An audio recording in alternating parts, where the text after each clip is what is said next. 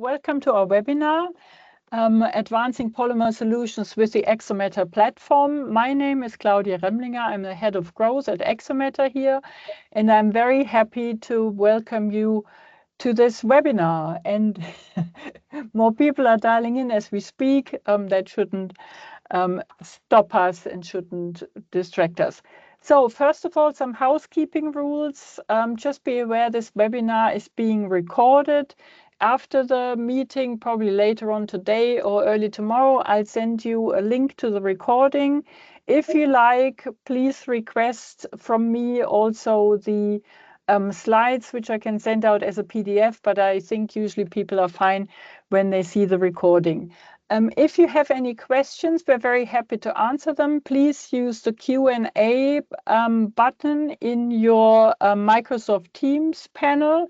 We'll come to the questions at the end of the session, but also afterwards you can reach out to me with any questions you might have, or with Sebastián, whose contact details will also display at the end of this session. Right, without further ado, let's kick off this session. So first of all, who is ExoMatter? I think quite a few people probably have heard of us. ExoMatter was founded in 2022 in Munich. We are a spin-off from the German Aerospace Center, or DLR. The founders are Dr. Josua Fieten and Barbara Bachus. And our product is a platform for materials research and development. It is geared to material scientists of any industry, currently excluding health and pharma in the widest sense. That might change one day, but that's where we are today. We have worked with some very renowned companies. Some of you might be on this call today. So we have worked with Airbus, Audi, Infineon, DLR, the German Aerospace Center, of course, and BSH, Bosch, Siemens, Haushaltsgeräte. So today, our speaker is Dr. Sebastián Caicedo-Dávila. He is the head of delivery here at ExoMatter. He is by trade an engineer, a physicist, a material scientist from some renowned universities, as you see here. He's also worked as a researcher at the Technical University in Munich, at the Helmholtz Center in Berlin, and at Aalto University in Finland. And with that, I hand over to Sebastián. And again, if you have any questions, you can type them in the Q&A box already, and we'll come to answer them at the end of this session. Thank you very much. Over to you, Sebastián.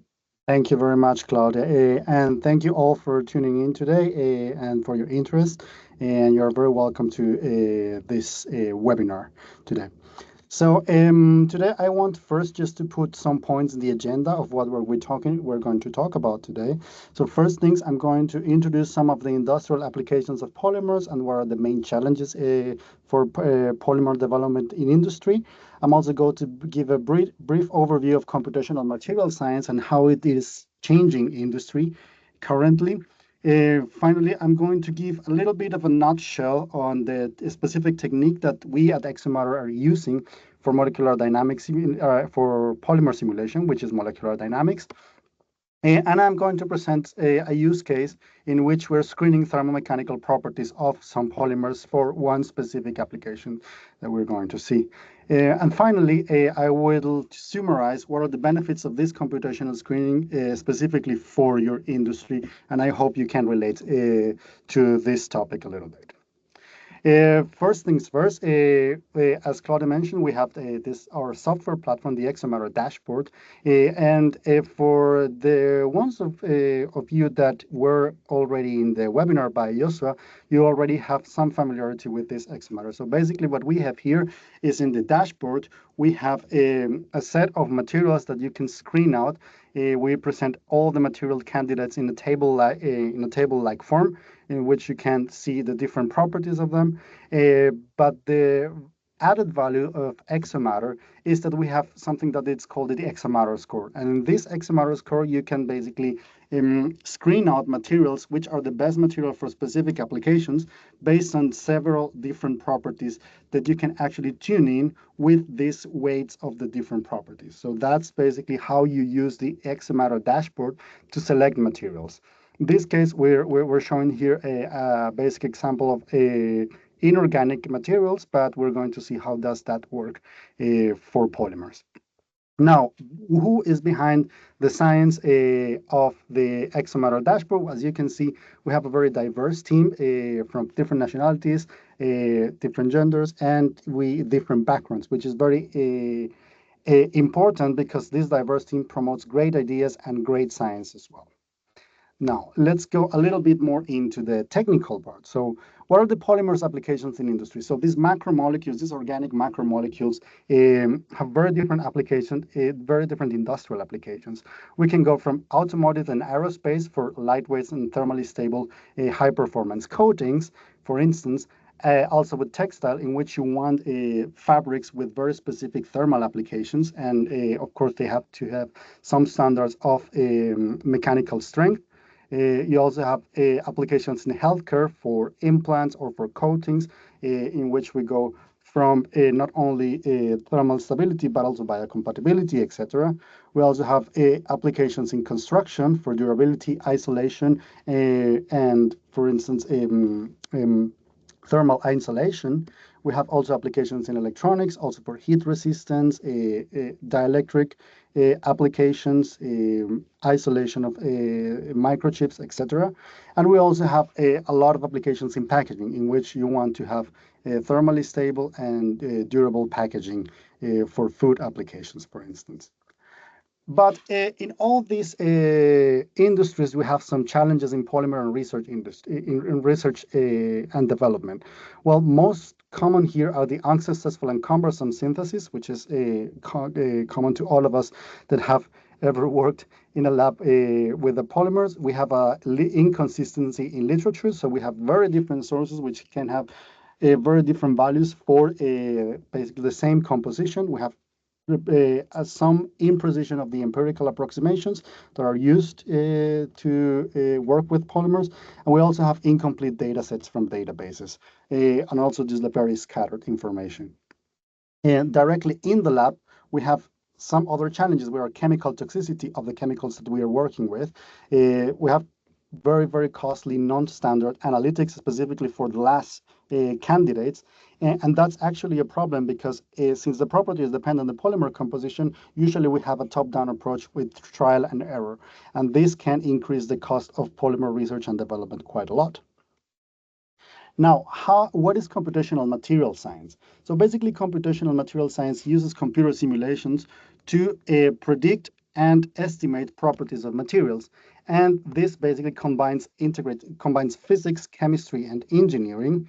And it allows basically a rapid development and cost reduction, overcoming some of these experimental limitations that we already mentioned before. And of course, this computational material science and computational screening of materials is now transforming industry because it's improving performance, making the research and development of materials more efficient and sustainable. Okay, so this computational materials science, we deal on different scales. So basically, we have the quantum scales in the density functional theory, basically deals with electrons and positions of the nuclei, but we also have the classical molecular dynamics. And all these basically classify into the atomistic scale of simulation, and this is where ExoMatter is working on. And this atomistic scale allows us to predict some fundamental properties of materials, which allows us to go to screen out candidates for specific applications. But in this webinar, we're going to focus mostly on classical molecular dynamic simulation. Actually, not mostly, only on molecular dynamic simulation, because this is the one that allows us to deal with big systems such as polymer macromolecules. Okay, but what is molecular dynamic simulations and how it actually helps us? So in a very, very nutshell, a very brief introductions, classical molecular dynamics is a technique in which the atoms are represented as beads and the interactions between atoms are represented as springs. So basically, these springs are parameterized depending on the chemical composition of the material into different types of interactions. So we have bonded forces and non-bonded forces. And with all these, we can basically use classical Newton's equation to solve the material in time. So how does the molecular dynamics simulation works? Well, we set first an initial velocities of the atoms, solve Newton's equations, moving the atoms according to the results of these Newton's equations, and we add a specific configuration to a trajectory. We basically repeat that. So if we have finished our simulation, I will deal with what are the criteria to consider a simulation finished later. If we have not finished that simulation, we basically iterate that until we get a molecular dynamics trajectory. But once we're finished, we basically take that trajectory and calculate some properties based on mechanical statistics. Now, what is the simulation process that we use? We first start with an input preparation. So we input our molecule and set it in a three-dimensional molecule that we can simulate. We then use that three-dimensional molecule to polymerize it. So we generate the polymer chain and assign the force field, so the parameters that we discussed previously. And with that, we basically run an equilibration step from a simulation cell, which will give us a system that is close to what the system in reality would represent. And with that, we basically run the molecular dynamic simulation, from which we can extract properties afterwards. Now, using this, let's talk about a little bit of use case. So let's say for different applications in industry, we need a material that is hard, so basically it doesn't compress easily. We need a material that does not change its shape with temperature. So let's say you don't want your product to change its shape or expand or contract in a hot day. You also want a material that it's stable, so it doesn't get rubbery fairly easily with temperature. So what we do at ExoMatter is we take these constraints, so these requirements, and we transform that into what physical properties we should use to screen out the materials. So let's start with the first one. So we have a material that does not compress easily, and we can assess that with Boltz's modulus, who basically tells me how easy it is to compress a material. And we calculate that from the molecular dynamics trajectory. So you see that a whole bunch of atoms and polymer chains moving here, but we calculate the properties using mechanical statistics. So in this case, we use it with the inverse of the covariance of the volume of this material. Now, the second criteria is a material that doesn't change shape. So we use that with the coefficient of thermal expansion, and we use this again with mechanical statistics. We use the covariance of the enthalpy and the volume to calculate the coefficient of thermal expansion. Now, and the third criterion is a material that is stable, so it doesn't get rubbery. And we use that, we assess that with a high glass transition temperature. The glass transition temperature is sort of a special case because it's a quasi-equilibrium property, so we need to simulate several temperatures. Classically, what is done both in the lab and also in some computational screening is that we take the density of the material at different temperatures, and then we fit two regions. But that has a problem that the fitting of the two regions with linear asymptotes is very dependent. It's very dependent on the person who is fitting, so it's very subject to bias and can have great variability. So what we at ExoMatter do is we use something that it's a technique that it has been published already in 2016, which is using an hyperbolic fitting. And with this hyperbolic fitting, we use basically this formula here, which I will not bore you with the details right now. But what it allows us is to reduce the bias that comes from the analysis, and it's very easy to automate, and also allows us to do a much better statistical analysis of our estimations. So using those three properties that we calculated, then we can come up with a screening. And what is the result that we will see in the ExoMatter platform? So we have a set of different polymers here. As you can see, we have different weights for all the different properties. And here we have assigned basically 30% to all the most important properties that we're using. So the glass transition temperature, thermal expansion, and bulk modulus. And the nice thing about the ExoMatter platform is that we not only deliver this table-like representation, but we also can tune the search depending on how important is each of the properties that you have predetermined, and you can change that as you like directly on the platform. But if you go directly into each of those specific materials, what you will see is more details about the properties of these materials, but you will also see some alternative materials from the list that and its specific scoring. So basically what you will see is how much this material approaches to an alternative material depending on the specific property that you select.